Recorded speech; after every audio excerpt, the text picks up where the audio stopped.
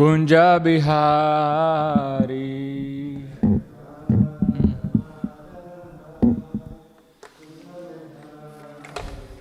Jai Radha Madhava Kunja Bihari. Door, you can close it. The door, the temple room door. Door shut. Yeah. Jai Gopi Jana Vallabha Girivaradhari.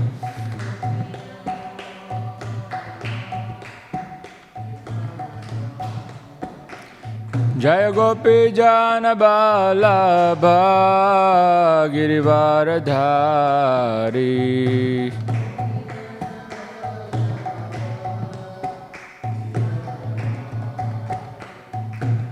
Jashodanandana Braja Jana Ranjana. Jashodanandana Braja Jana Ranjana. Jamuna Tira Vanachari.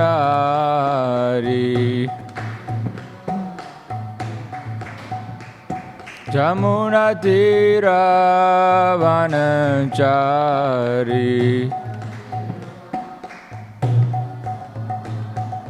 Jayo Radha Madhava Kunja Bihari.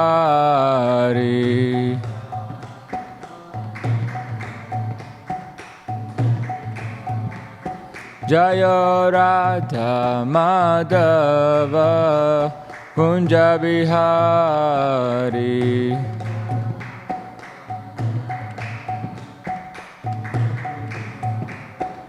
Jaya Shri Krishna Chaitanya Prabhu Nityananda Shri Advaita Gadadhar Shrivasadi Gaura Bhaktivedanta.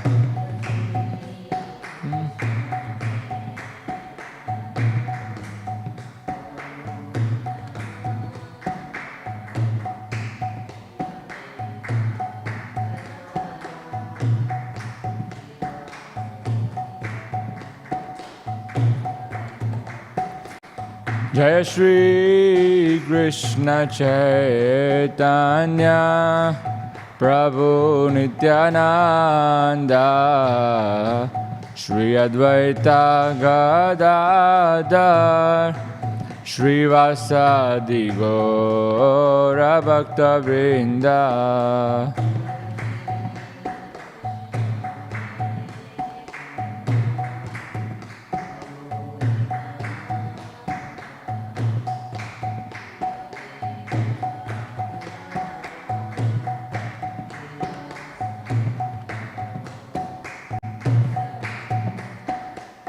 Hare Krishna, Krishna Krishna, Hare Hare, Hare Rama, Rama Rama, Hare Hare.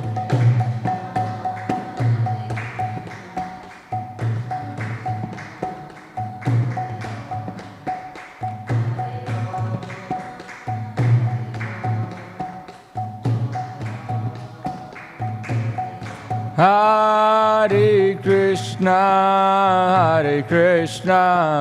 Krishna Krishna, Hare Hare, Hare Rama, Rama Rama, Hare Hare.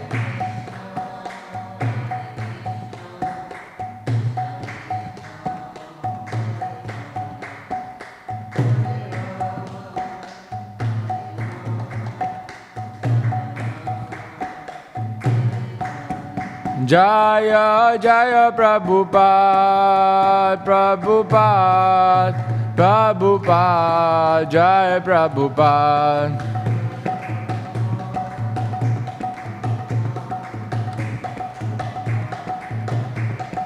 Jaya Jaya Prabhupada, Prabhupada, Jai Prabhupada.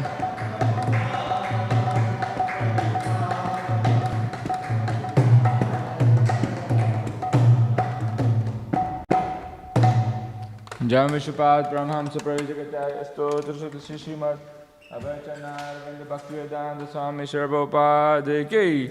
Jai Vishupad Brahmamsa Pravijakacharya Stotra Sutta Śrīmad Bhaktivedanta Saraswati Thakur Śrīla Prabhupada ki. Grantaraj Śrīmad Bhāgavatam ki Jai.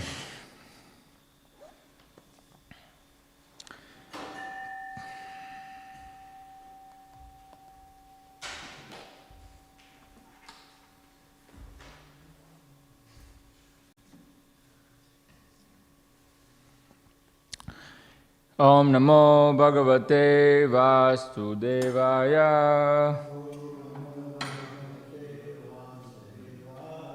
Om Namo Bhagavate Vasudevaya. Om Namo Bhagavate Vasudevaya.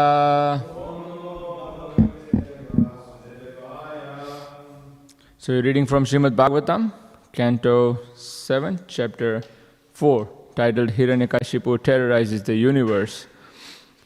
We're reading verse 15, and we'll read a few more verses after that until 17th. Sa eva varnashrami kratubir buridakshine Ejyamano havir bhagan agrahit svena tejasa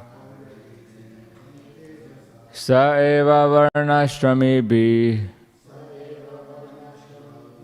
kratubir puri dakshine Ejyamano havir bhagan agrahit svena tejasa Sa eva varnashrami kratubhir puri dakshine Ejyamano havir bhagan agrahit svena tejasa.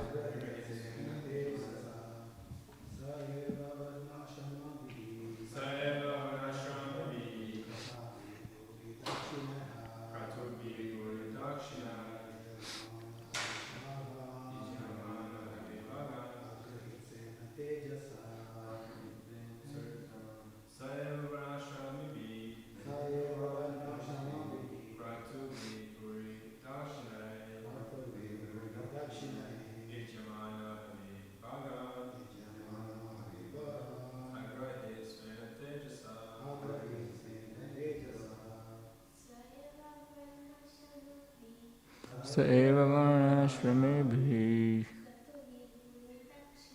kratubhir puri dakshine Ejyamano havir bhagan tejasa eva varnashrami kratubhir puri dakshine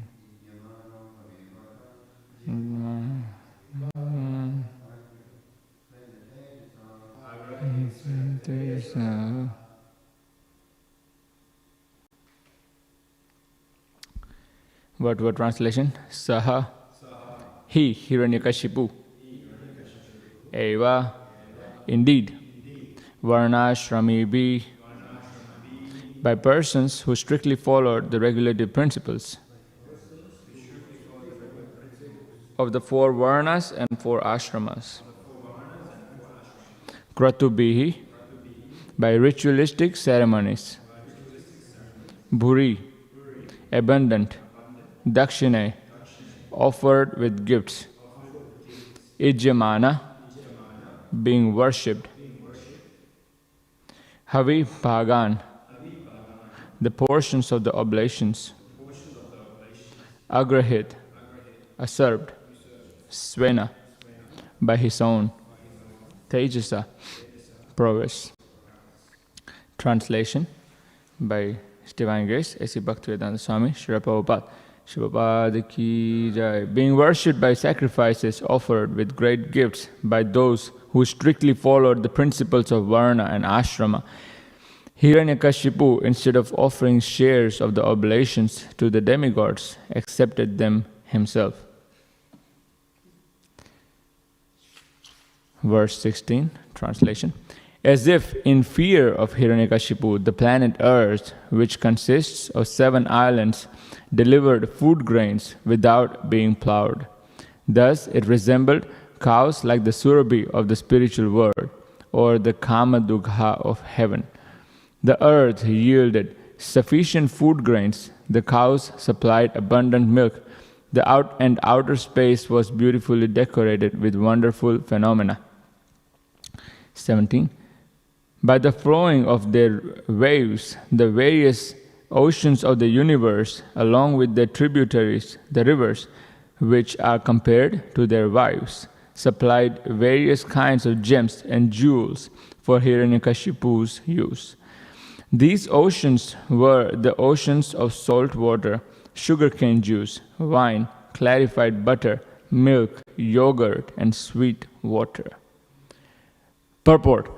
The water of the seas and oceans of this planet, of which we have experience, are salty, but other planets within the universe contain oceans of sugarcane juice, liquor, ghee, milk, and sweet water. The rivers are figuratively described as wives of the oceans and seas because they glide down to the oceans and seas as tributaries.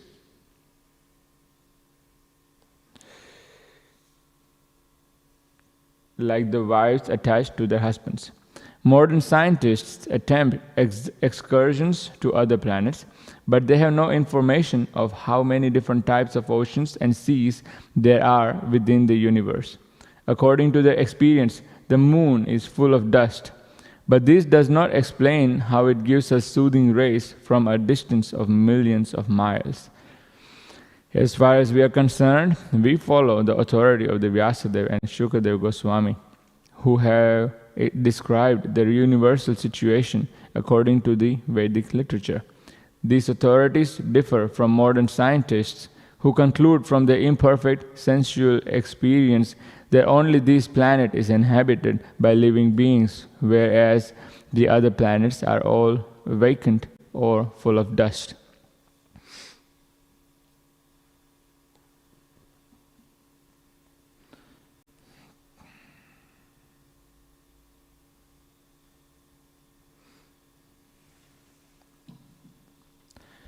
Om Jnana-timirandasya Jnananjana-shalakaya Chakshurunmilitam yena tasmai Shri Gurave Namah. Jai Shri Krishna Chaitanya Prabhu Nityananda Shri Advaita Gadadhar Shivasadi Gaur Bhaktivinoda. Hare Krishna Krishna Krishna Hare Hare, Hare Rama Rama Rama Hare Hare. Hare Krishna. Okay,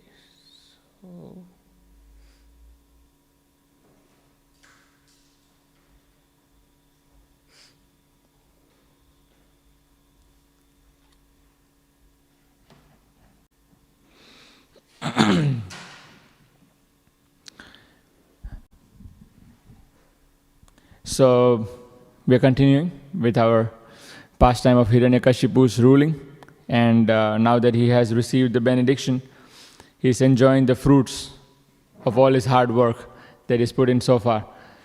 So he's getting the benediction, he has got the benediction, and he has practically become the most powerful within the universe, other than Brahma, Vishnu and Shiva, as Maharaj was explaining yesterday. And part of that is now he's bent upon enjoying the entire universe to the max. And so you can see how people are following the Dharma and they're offering the various, they're doing various offerings, and that he's not even having to share them with the demigods. He's just able to enjoy them all by himself. In continuation to that, we're seeing. So now the current purport, so we'll focus on the purport that Prabhupada has given to this verse, 17. And that's interesting because it's about talking about the oceans of not just salt water, but also the ocean of sugarcane juice, wine, clarified butter, milk, yogurt, sweet water. And that's something that's beyond the comprehension of the modern science and our own sensory perception. And so, so part of my preparation of the lecture is that I was but I was reading my notes on a lecture that Gopalandesh Prabhu gave on 18th of October, 2021. So if you're listening to this online, we recommend listening to this lecture by Gopalandesh Prabhu. That was a real amazing lecture. And here is Prabhu there. So,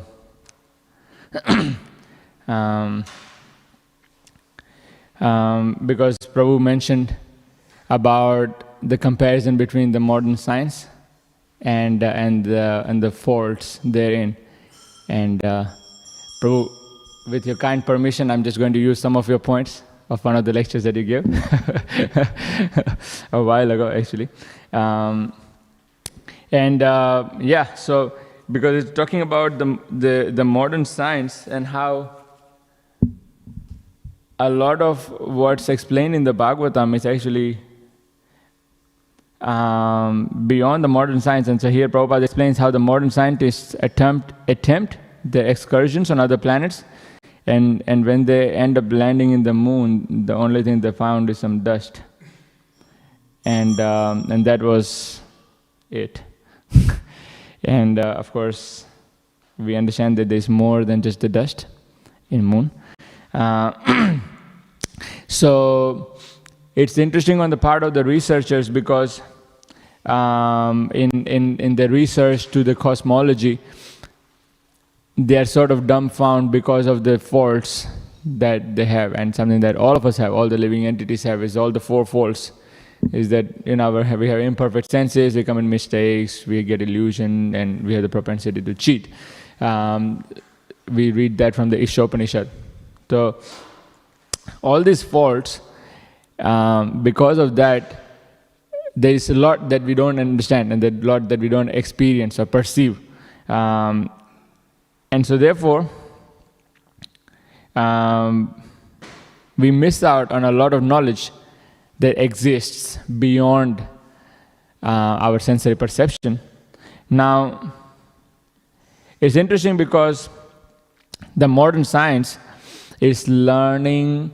So I was just looking up on the internet, and here's sort of the most precise definition that I could find, and it was talking about how the modern science is about is learning through observation, experimentation, and evidence. And whatever you learn, it should be repeatable. And so based on their understanding, their analysis, their reasoning, they interpret, and then they come up with a conclusion, like a theory, what they call the knowledge. And so that theory, that conclusion has many limitations. Now, a lot of time people say that you devotees are just the blind followers of the scriptures. A lot of time it can happen that modern people of the modern age can be blind followers of the modern science. Because actually the modern science does have limitations. Those limitations are that, so the limitations the modern science has is that one of the limitations is that there is over reliance on the sensory perception. So, but our senses are so limited, and there's only so much that we can actually see or perceive. And there's a very amazing example that Devamrita Maharaj gave once in one of his lectures, and he was mentioning how the Himalaya, as we understand now, has a height of about 7.2 kilometers, which comes to about, I wrote it down, some 4 point something miles. So it's not really much. But according to the Bhagavatam, the height of Himalayas is about 80,000 kilometers, something like that. So, or 80,000 miles, sorry. So the modern science is about like 4.5 miles. Not quite, like almost there. But this is like 80,000 miles in height. So where did the rest of the Himalaya go? Why did they not see that? So actually, the senses, that when we rely on our material senses, there is only so much that we can perceive. It's actually a lot of our knowledge is restricted because it is I wrote down in the note here, and somehow it's gone missing, thanks to the technology. Now here it's so in the Bhagavad Gita, in the first chapter, in the 15th verse, is a nice explanation that Prabhupada gives, and it says, "The Lord, situated in the hearts of all living entities, directs their senses, but He directs them in terms of the surrender of the living entity. And in the case of pure devotee, he directly controls the senses." In explanation to the one of Krishna's names, Rishikesha, that is the master of the senses. And so Prabhupada is explaining that actually the Lord only reveals according to the surrender of the person.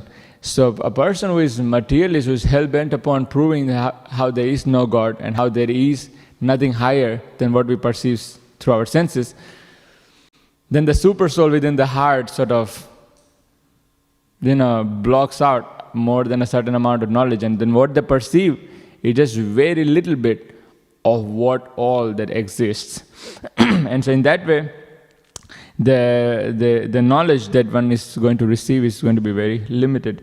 And so that's the situation of that's the limitation. One of the limitation of the modern science is that they're not really actually able to perceive the entire phenomena. And of course the reliance on the tools that they have developed, again that's developed through the limited senses and knowledge, and again that has limitation too. I was talking to one of our attendees at one of our Western outreach center, and he's a scientist, he's a researcher, and he's researching into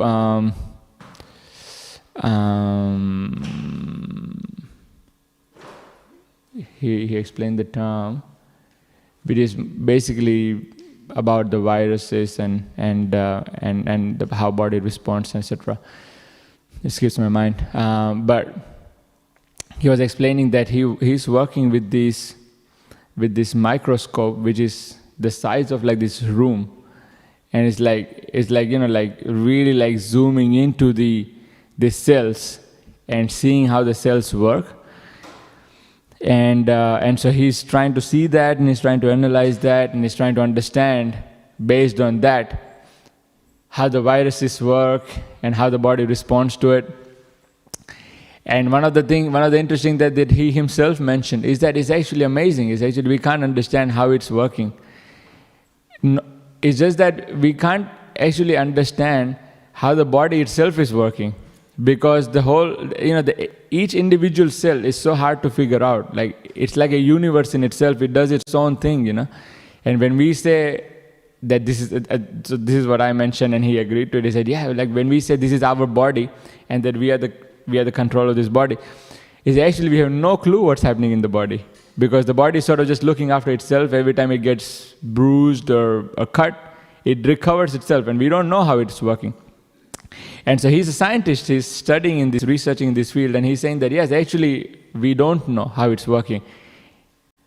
And so it's very interesting. So with their tools, even like so sophisticated tools, but they really can't, like the more they get into it, the more they find out that actually we don't understand how it's working.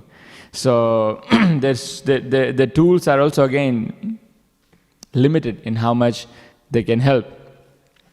And of course, based on the analysis, the reasoning, the interpretation, it's very limited to understand what is the true knowledge.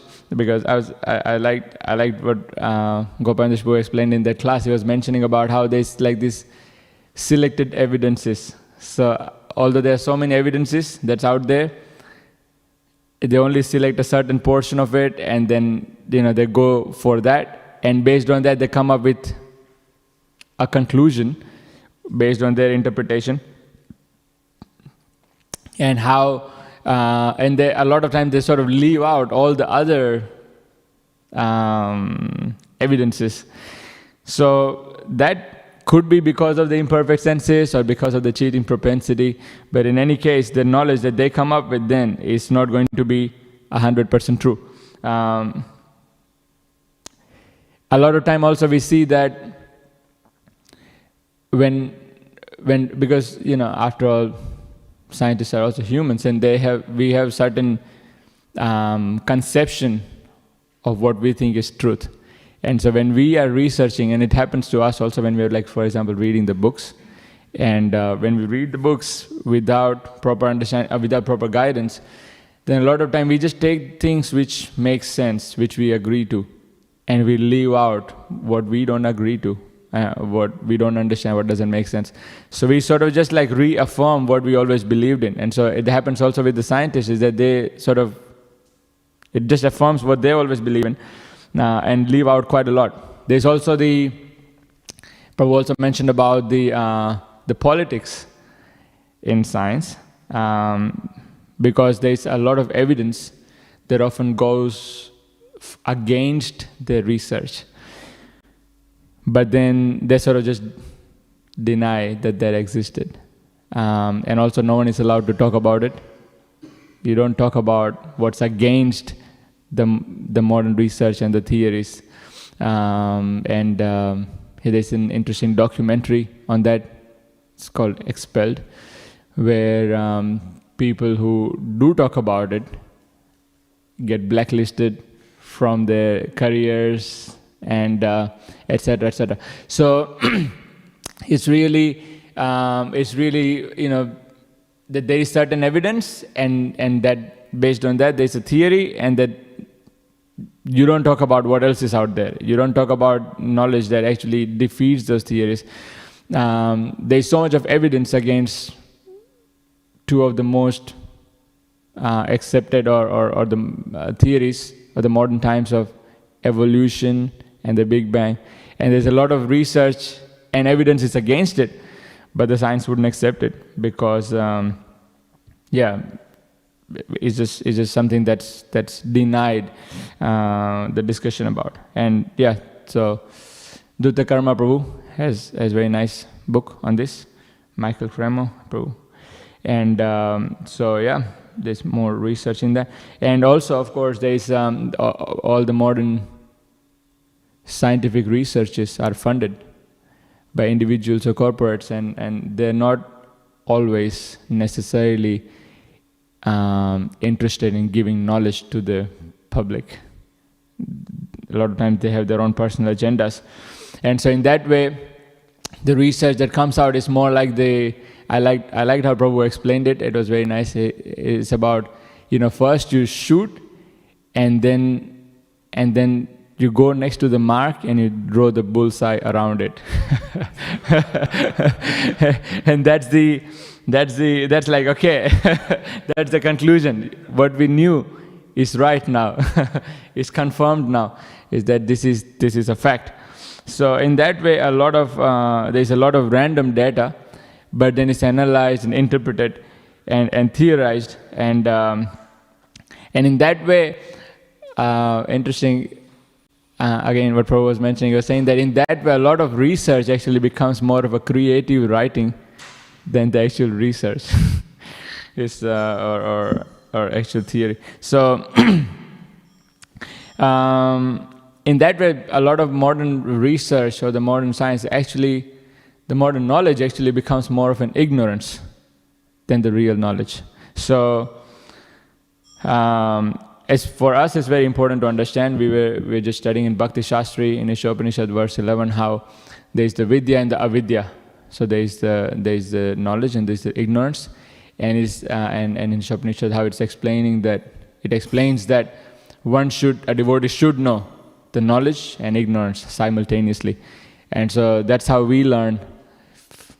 So there's the knowledge, there's the real knowledge of what we study in the scriptures, but then there's also the ignorance. So we have to also understand how the fallacies of the modern research and the science. Otherwise, sometimes when people come and argue with us, we have no real understanding, and we are forced to believe in what the modern scientists say.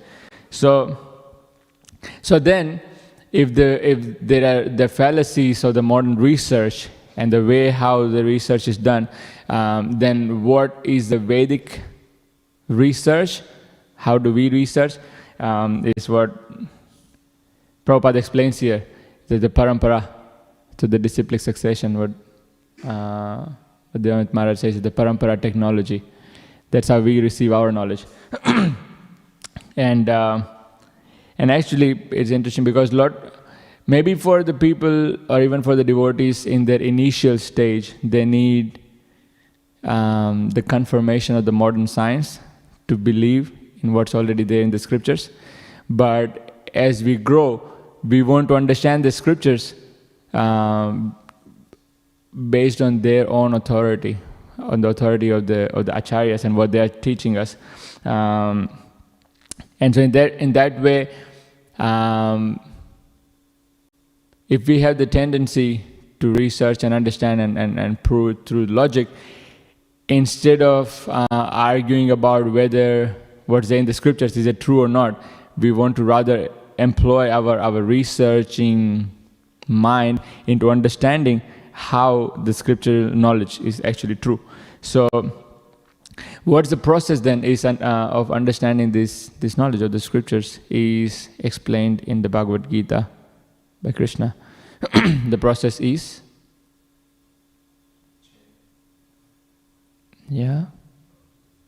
Bhakti, what's the verse that Krishna gives? The process to understanding the knowledge. Krishna says in Bhagavad Gita, what's the vidhi? What's the process? Tad vidhi pranipatena. So there's a vidhi, there's a process. And the process is pariprasnena sevaya upadekshanti te jnanam jnanastattvadashina. It says that what's the vidhi, what's the process? In the chapter 4, verse 34, Krishna is saying, is that you inquire submissively and you serve. And with that, you understand the knowledge from the authorities. Why? Because they have seen the truth. They know the truth. So they can explain.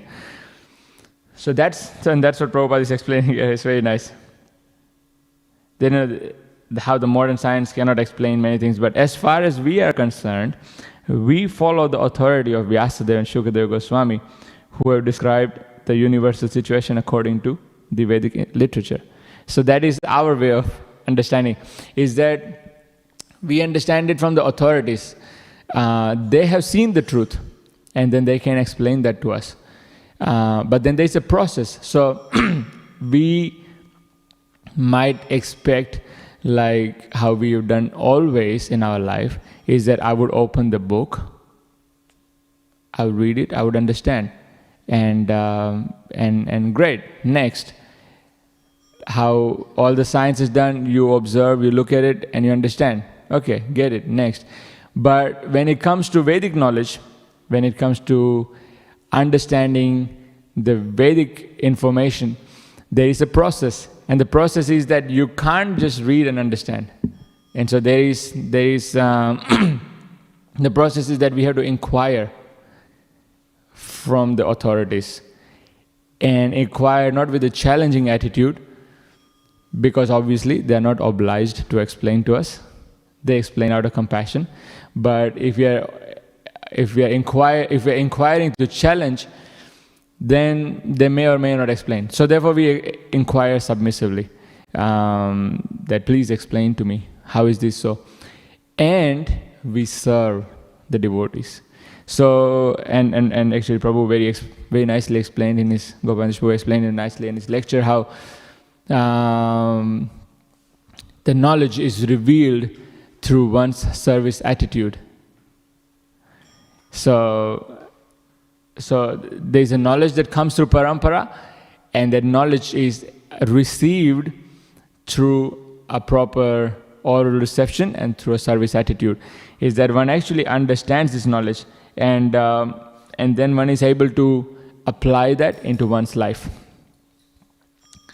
And the result of this process, you can see, is actually quite interesting.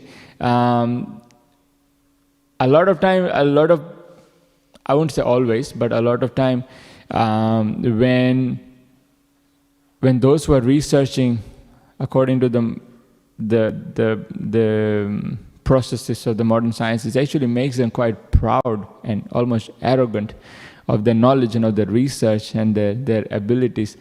But when one understands and actually learns this knowledge through the process given in the Bhagavatam, one actually becomes quite humble.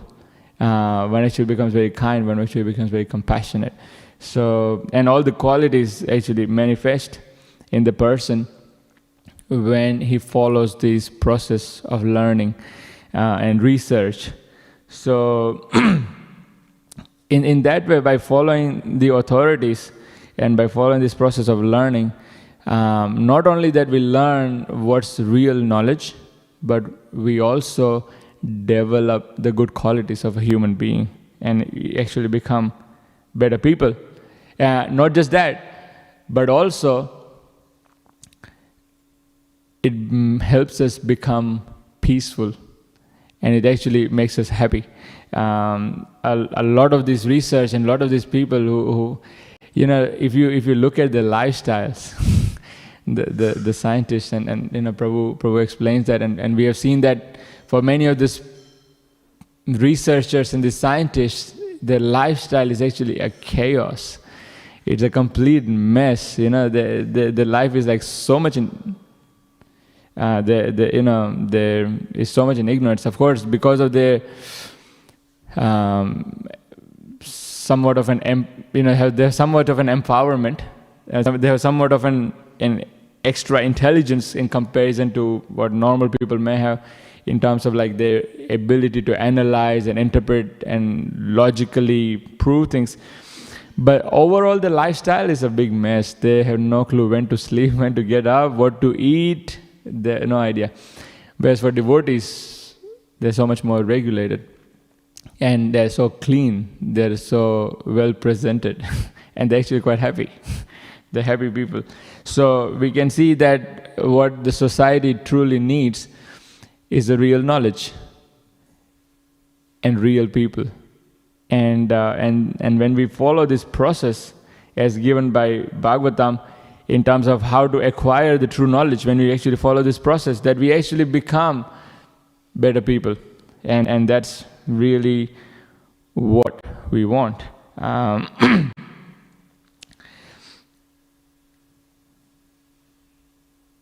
So, just making sure that I didn't miss out on anything. Yeah, and so it's interesting because, in the last line of the purport, the Prabhupada is explaining, these authorities differ from modern scientists who conclude from their imperfect sensual experience that only this planet is inhabited by living beings, whereas the other planets are all vacant or full of dust.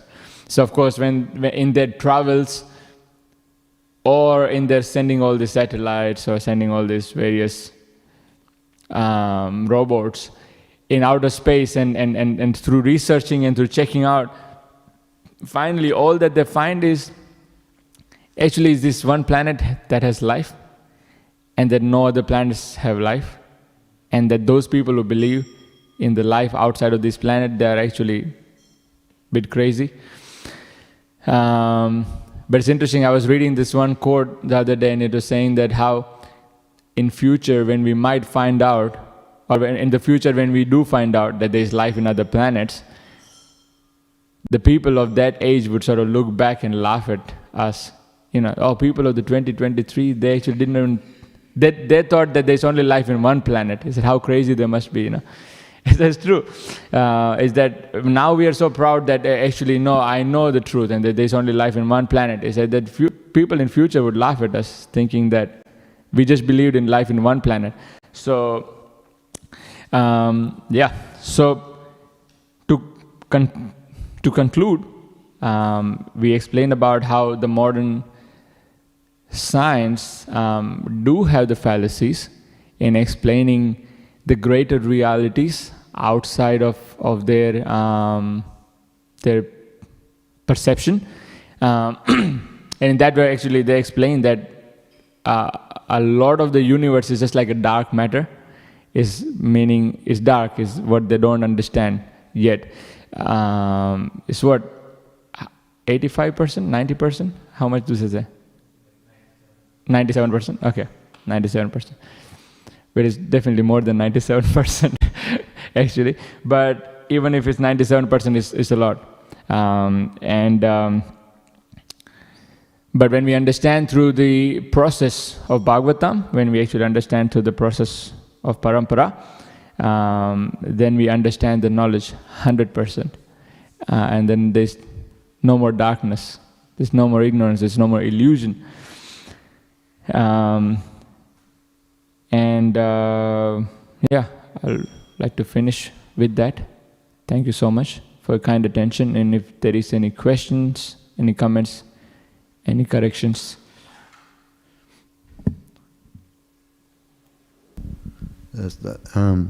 It's mentioned about different oceans here in the purport, and interesting that Prabhupada says we have experience of the ocean of salt water, so we should understand there's some kinds of oceans. And scientists only study things like dust and stones and rocks, and on other planets they say there's an ocean of methane on another planet, and sulfuric acid on another one, and on Jupiter or Saturn they say there's an ocean of diamonds, and when it rains diamonds, and all these things are a bit hard to understand, but anyway, that's what they think. There are many kinds of oceans in the world, so don't see why there shouldn't be an ocean of milk or an ocean of other things. And yes. Anyway, so there's many different kinds of oceans, and yes. Diamonds, that's what they measured, but realization I had recently about scientists, they just study, like you said, that with the senses, they'll measure what kind of rocks they're on a planet, how heavy they are, and what chemicals they're made of, and what the atmosphere is. They're just studying mass and length and time, how heavy something is and how fast it's moving. And they can't go beyond that into concepts like love and devotion and personal relationships. And so there are actually other people on these other planets, but they're living on a higher dimension, which we can't see, but just like God is not just a piece of rock, he's not there was one scientist thought that he was studying subatomic particles, and he said if he can see a particle on his computer and that's God, then he'll believe in God. But God is not a subatomic particle. He's a person who loves us, living on a much higher dimension than us, which we can't understand. And so when you worship God with love and devotion, then he will reveal himself to you, and that's completely beyond the jurisdiction of the scientists. That's what Bhaktivedanta Saraswati said, that these spiritual things are actually beyond the jurisdiction of the scientists, because they're only studying things like rocks and how heavy things are, and maybe they know a bit about that, but so like I came from a Christian background, and the idea was, you pray to God speak very nicely to him, pray very nicely with love and devotion, not in a rude or arrogant way, and he'll respond, So you find that you speak to God in a very nice devotional way, he responds. So you can see he's there, he's responding to your prayers, and that's a person, and we're dealing with love and devotion, and it's completely beyond the jurisdiction of the material scientists. So so they may be able to measure how big a rock is or something, and because they spend all day and night studying these things, but that's all they know. So all they can get from their senses, like you said. Yes. Yeah. Thank you for sharing, Prabhu. Yeah. So it's only so much. Actually, even with the senses, there's only so much that we can really know. I remember this one devotee who was in Melbourne, and he used to always say that there are things that we know, the things that we know we don't know, and there's things that we don't know that we don't know. So a lot of things that when we try to measure through our senses, if we don't even know that they exist, like there is no way we are going to ever find out about it. So thank you, Prabhu. Just a comment in terms of sense perception. I think it was mentioned by Dvija Prabhu. A very interesting point, and Ravindra Suri Prabhu is, quite scientists and scientifically minded people. A very interesting point. They mentioned that no one has actually seen a bacteria or a virus. So no one has seen so far. So when we talk about this boy who is doing research, he has this instrument which is of the size of this room, and trying to perceive virus. It's not a direct perception. It is a kind of a reflection of a reflection of a reflection of some kind of an image that is formed based on some observation by a device.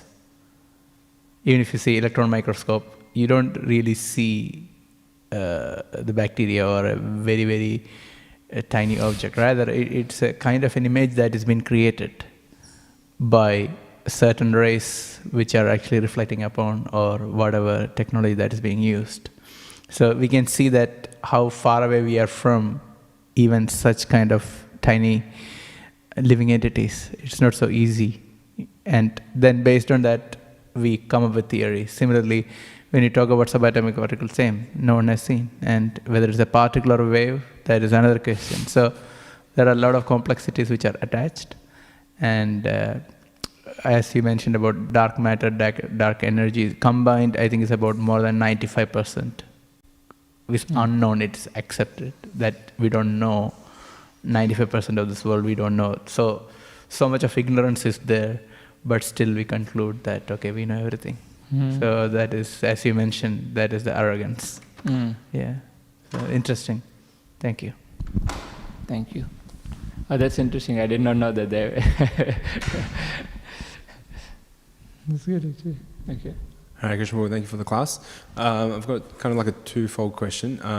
You mentioned earlier that we should at least understand some part of this kind of knowledge of how it kind of relates to the modern science, if anyone asks us, so we can actually give them an answer. So just trying to understand, like in terms of as like a, taking the role as a preacher, how much time should we actually invest in actually understanding, the viewpoint of the Bhagavatam and our understanding, and kind of trying to, translate that into something that other people from who maybe have a materialistic rationality or who are kind of atheists, how to convince them.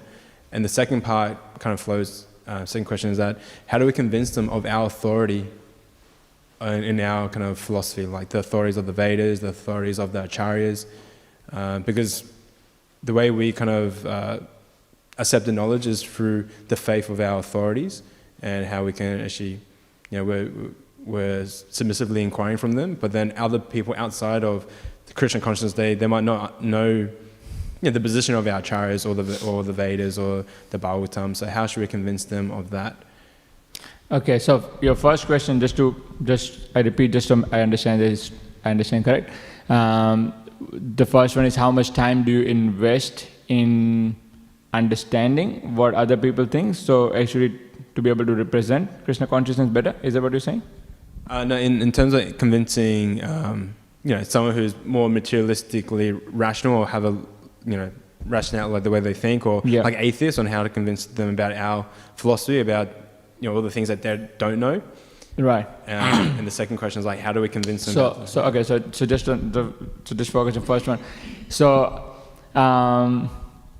actually, Prabhupada in his purports, when we go through the Bhagavatam purports, Prabhupada is quite rational. Actually, Prabhupada is always rational. So he will. It's not that something that we believe on. A lot of what Krishna says, all of what Krishna says, or what Prabhupada says, is actually not something that's sentimental, something that we believe in. So when we explain some of this philosophy plainly, just of course in their language, in a language that they can understand, in the terminology that they can understand. But if we just present the philosophy as it is, actually the rational-minded people, actually those who are rational, those who are intelligent, get it. So even something simple as, from boyhood to youth to old age, the body is changing, and that the self remains the same, and this self continues after this life. And it's rational. That makes sense. And I was speaking to this boy, the scientist, who did happen to come to our program, and I was discussing with him. And he was explaining that each cell is like working in ways. And so I was asking him that if it's not you consciously doing it, then who is doing it? Where is it coming from? And he thought about it, and he couldn't really come up with anything, like any proper answer. So it's most of the philosophy here, our explanations here, is very rational. So that's why Prabhupada wanted us to be very fluent in the scriptures, as he has given them, and just by being fluent in that, we can actually explain to any person from any background. That's why Prabhupada, we have this interesting book, Beyond Illusion and Doubt, where Prabhupada is defeating all the Western philosophers and the philosophy. And sometimes people would say, they would come and ask, but what about Plato? And Prabhupada would say, what's his philosophy? And whatever the philosophy they propose, and if he says there is birth after this one life, then Prabhupada says, that's true, because this body is changing, and then after this life, there's another life. Makes sense. But then they would say something else, and then they say, hey, that's not correct because it doesn't make sense. And then Prabhupada will justify that according to the way. But he did not necessarily know, or he did not have to know what else is out there. But because he knew the Bhagavatam and Bhagavad Gita in and out, he could actually understand and explain anything. But otherwise, studying them is just a lot of ignorance, So sometimes we might hear certain things, very limited, if something is really trending, and if you want to explain to the people who are if we just want to be in touch with what's going on, we can do a little bit of research, but we don't want to waste too much of time. Our main meal is the study of the scriptures. And for those people who don't understand in the authority of the scriptures or the acharyas, of course we don't present the philosophy to them saying that, but because it comes from Bhagavad Gita, we have to accept this. We don't present when we are trying to outreach and we are trying to share this knowledge. We don't tell them that, because Chaitanya Mahaprabhu said that, because Madhvacharya said that. That's not how we present it. Because it says in the Bhagavatam, therefore we believe this is true. No, that's not how we explain that. We explain that it makes sense. The body is changing, and we don't necessarily have to go out of our way to prove to people that Himalaya is 80,000 miles. That's not required. We can, as a first point, we can always introduce to them how we are not the body but the spirit soul, and that's enough to start with. And once they understand that, they can naturally see how the scriptures actually explain that so clearly, and so naturally they develop some faith on it. And as they study more, they will develop faith in it too. Is that okay? Yeah. Anything else? Yes, Paul. It seems the main advantage of the Vedic scriptures, it's personal, it's explaining Krishna is everywhere. There's a people behind all these things, and that's how we benefit. Scientists will just say there's a mountain and made of rock, but there are people involved. There are demigods and Krishna. Yeah, there's a lot more. That's the whole part that scientists miss, and that's why we need to present the Vedic view much more strongly. And yes, of course. So it's working with many dimensions and working with different realities. Yes. Even if maybe probably you might not like this, but even if some of the cosmology is a little bit out of date, like the measurement of the height is slightly wrong, that's not really important. What is important is the personal view of it, this God-centered world, not just a centered world with planets and things. Yeah. Good. Thank you. Okay. Granth Śrīmad Bhāgavatam ki jai, Prabhupada ki jai.